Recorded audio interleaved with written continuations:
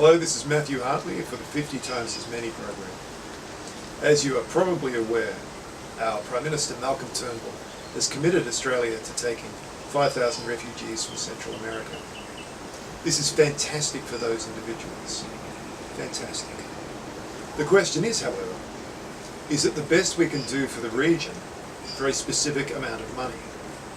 I put it to you that we can help at least 50 times as many people.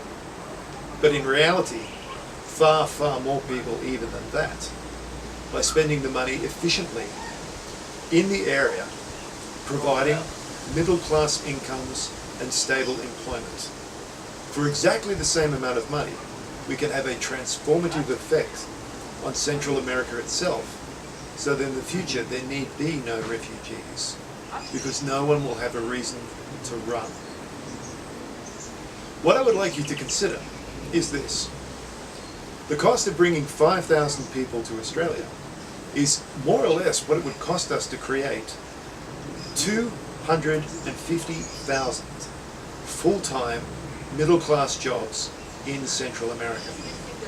And since each of those jobs would be providing a breadwinner with the means to support a family, and we'll call that, say, an average family of 5 for the region, we're then supporting 1.25 million people to a middle-class lifestyle for the region.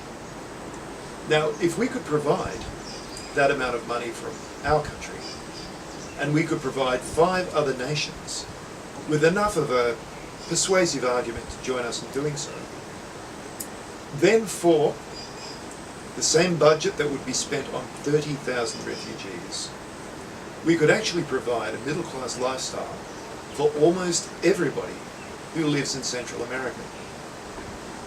Central America has several problems. The main one, of course, is poverty. Poverty tends to lead to crime. Crime leads to lawlessness, anarchy, cultural degeneration. Another problem they have historically had has been overpopulation. But with changing patterns in the number of children that women are having, that is no longer so much a problem. But let us consider the transformation of some other regions, some real things that have actually taken place.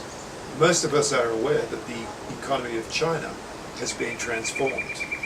China was transformed basically by imitating what the British brought to Hong Kong. Britain brought the rule of law and Western technology, and diligent Chinese labourers came to Hong Kong to work at first in very low-skilled jobs, then semi-skilled jobs, and now, of course, Hong Kong is home to high-tech jobs.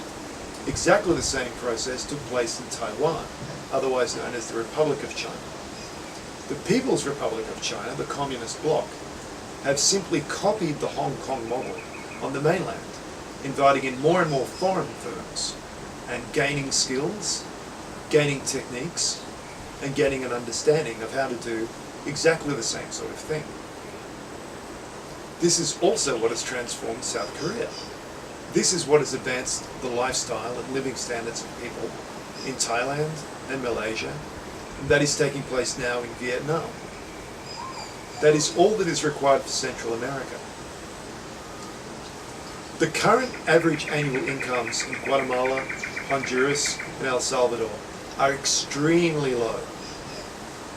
We can provide people with probably double their current level of average annual income for a family breadwinner by providing a job, at first in an unskilled industry, exporting to the developed world, exactly as has taken place in China, and in fact taking some of those jobs from China. China's doing okay now. In the second stage, those countries and those workforces will move on to semi-skilled, and then more skilled, and then eventually join the world in producing high-quality intellectual and manufactured product. And we can do all of that simply by providing people with an opportunity. Now, this shouldn't be simply a government program. While it can be publicly funded, it should be run by people with business know-how, people who know how to do manufacturing. In fact, exactly the same sort of people who have taken production into China and Bangladesh and India and Vietnam and Thailand. Those people do exist. We can fund exactly this program. And so I put it to you that while helping 5,000 refugee people is a wonderful thing for those refugees, it would be a far more wonderful thing to fund 50 times as many direct jobs and transform the entire region. My name is Matthew Hartley. I hope you will consider what I have said, and I'll be seeing you soon.